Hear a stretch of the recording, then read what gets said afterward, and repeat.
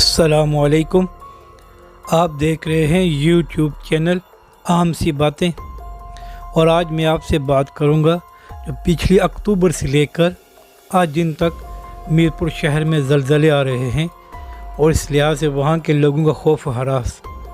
लेकिन इससे पहले अगर आपने हमारा चैनल सब्सक्राइब नहीं किया तो बराए मेहरबानी सब्सक्राइब कर लें, और अगर आपको हमारी ये वीडियो अच्छी लगे तो इसे लाइक और शेयर ज़रूर करें।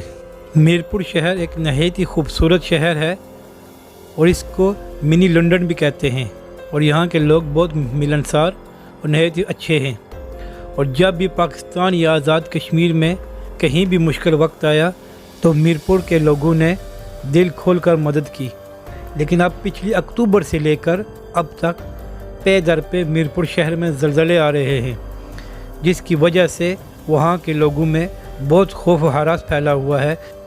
वैसे जब भी ज़लज़ला आता है तो तकरीबन पूरे पाकिस्तान के शहरों में महसूस होता है और साथ आज़ाद कश्मीर में भी होता है, लेकिन ये जो ज़लज़ला आ रहा है ये सिर्फ मीरपुर शहर में महसूस हो रहा है और इसके जो इर्द गिर्द इलाके हैं।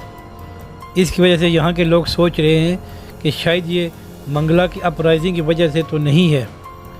हो सकता है ये बात बिल्कुल गलत हो और इसका कोई हकीकत से ताल्लुक़ ना हो, लेकिन फिर भी आज़ाद कश्मीर की हुकूमत और पाकिस्तान की हुकूमत को चाहिए कि माहिरीन को बुलाएं और इसका पूरा सर्वे कराएं, और वो माहिरीन जो भी रिपोर्ट दें उसको अवाम के साथ शेयर करें।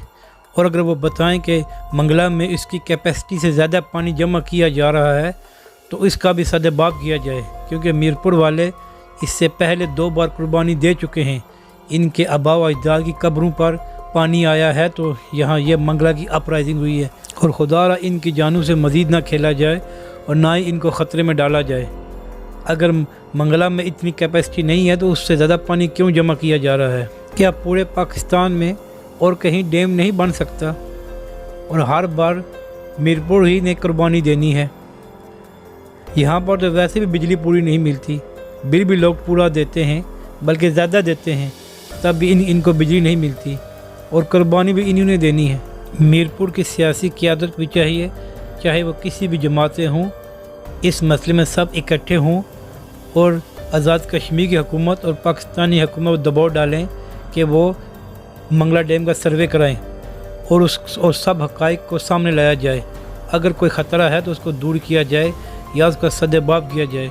इस तरह मीरपुर की आवाम को बेयार और मददगार ना छोड़ा जाए।